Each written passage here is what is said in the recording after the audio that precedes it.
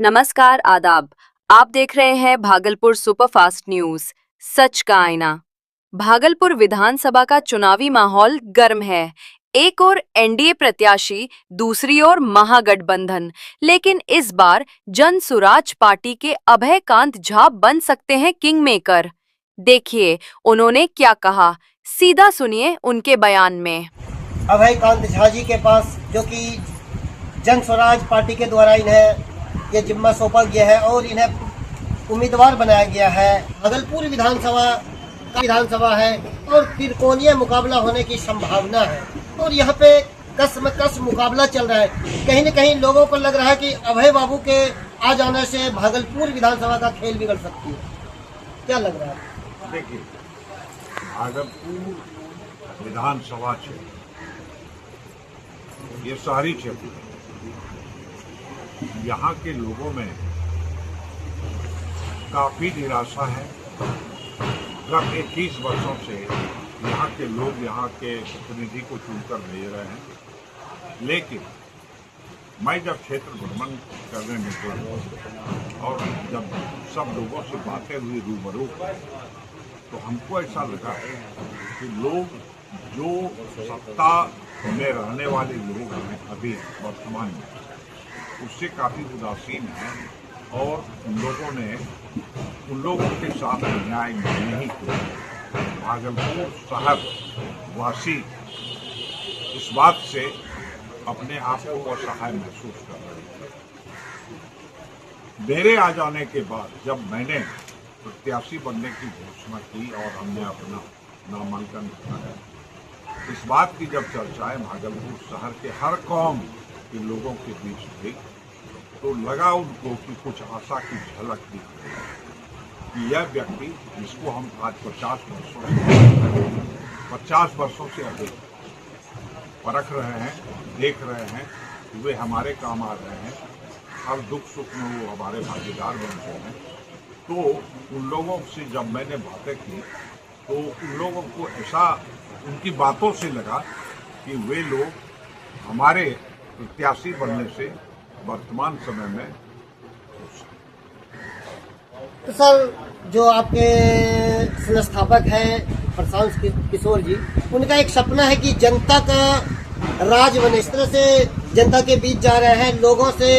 क्या आप अपना मैनिफेस्टो बता रहे हैं? क्या उनसे संवाद कर रहे हैं? राज तो होगा जनता। डेमोक्रेसी में जनता जिनके भेजती है और प्रतिनिधि अगर उनके साथ इंसाफ नहीं कर पाए तो यह जनता के साथ होगा। मैं इस बात के लिए संकल्प लिया हूँ कि मैंने 50 वर्षों में भागलपुर शहर में रहकर लोगों की सेवाएं की और लोगों ने मुझे काफ़ी सम्मान दिया, इज्जत दी, प्रतिष्ठा दी और मुझे अब लोगों का इतना सम्मान मिल चुका है, तो कुछ तो हमारा भी फर्ज बनता है। इसलिए मैंने प्रत्याशी बनने की बातें स्वीकार कर ली। अब हमारा उनका जो ऋण हमारे ऊपर है उसे चुकाने का वक्त आ गया है। मैं अगर मैं भागलपुर के द्वारा भागलपुर शहर के रहने वाले लोगों को, क्या लग रहा है इस बार आप जा रहे हैं डोर टू डोर?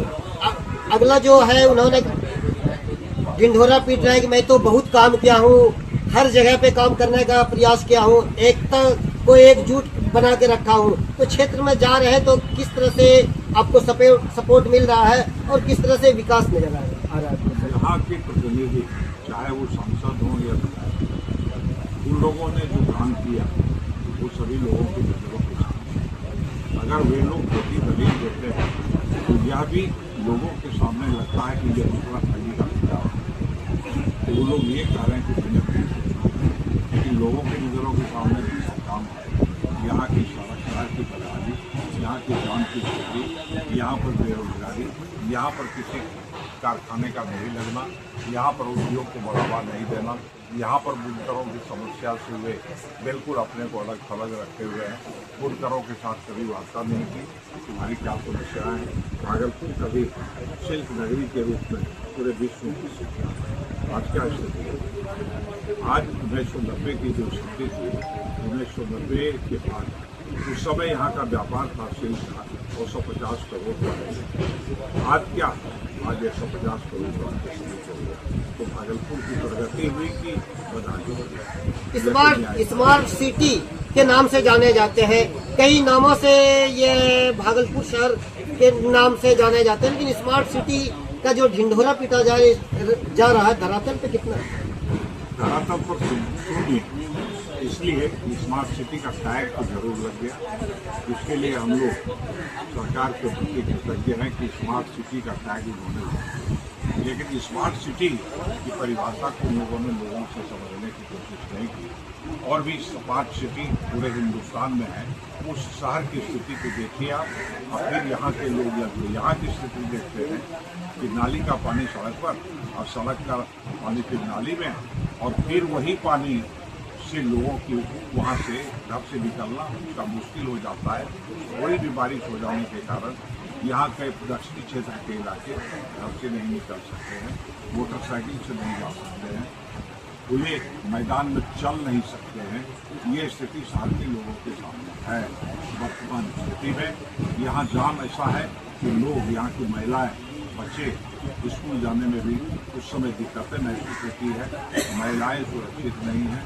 आज कई तरह की ऐसी घटनाएं होती रहती है जो कि इस बात को प्रमाणित करता है कि यहाँ का जो शासन है वो भी हमारे प्रतिनिधि की सुस्ती के चलते।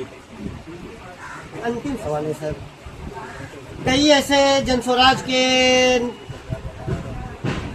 उम्मीदवारों को डिस्टर्ब किया गया कर रहा है, कई तरह तो काफी दबाव बनाकर उनका नामांकन वापस कराने का भी प्रयास किया गया था। यहाँ पर क्यों न कहीं एनडीए को आपकी पार्टी से डर है क्या? देखिए, सवाल ये उठता है, उनका ही आंतरिक मामला है। ये राजनीति का जो ध्रुवीकरण होता है या वस्तुतः सेटल होता है ये अपने ऊपर के स्तर से, और वहाँ पर इतनी बड़ी कुव्यवस्था है कि वे लोग यह सेटल फलाने जगह का, फलाने क्षेत्र का कौन प्रत्याशी होगा। और यह कारण है कि आज कई प्रत्याशी उसी पार्टी के, जो कि अपने आप को समर्पित कार्यकर्ता के रूप में समझते हैं, कई लोग एक ही पार्टी के आदमी कई नामांकन कर चुके, जो कि स्पष्ट प्रमाण है। इसका साक्ष्य हमारे सामने भागलपुर शहर विधानसभा क्षेत्र। अंतिम सवाल छोटा सा हम लेना चाह रहे हैं आपसे, क्षेत्र में जा रहे हैं आम मतदाताओं से क्या अपेक्षा करते हैं, किस तरह से सहयोग मिल रहा है? मतदाताओं में जो हमने अध्ययन किया वो बदलाव चाहते हैं, और वो कहते हैं कि जब हम लोग इतने समय से बदहाली से गुजर रहे हैं, एक बार हम बदलाव करके हम नए पार्टी को, जनसुराज को समर्थन देंगे, ताकि हम बदलाव की स्थिति और पुरानी स्थिति दोनों का कंपैरिजन और तुलनात्मक लोगों में एक अलग टाइप का उत्साह देखने को मिल रहा है, एक समर्पण देखने को मिल रहा है इनके नाम पर। लोग इनसे बहुत ऐसे लोग हैं, तबके के लोग जो इनसे कृतज्ञ हैं, कुछ न कुछ इनके द्वारा सामाजिक परोपकार उनके लिए किया गया। और अभी आप पूछ भी रहे थे कि अभय बाबू आप खड़े होकर के किसका खेल बना रहे हैं और किसका बिगाड़ रहे हैं। हम आपको कहना चाह रहे हैं कि हम लोग जनसुराज पार्टी और खास करके भागलपुर में ना तो हम किसी का खेल बनाने आए हैं और ना हम किसी का खेल बिगाड़ने आए हैं। हम प्रशांत जी के सिद्धांतों पे जनता को आगे ले जाने के लिए आए हैं, और इसीलिए हम कहते हैं परिवर्तनम ना तो ही परिवर्तनम श्रेष्ठता। कहने का मतलब है कि हमको किसी से बदला नहीं, जो बदला जा सके उसके लिए हम लोग तत्पर हैं, वो काम हम लोग करने जा रहे हैं।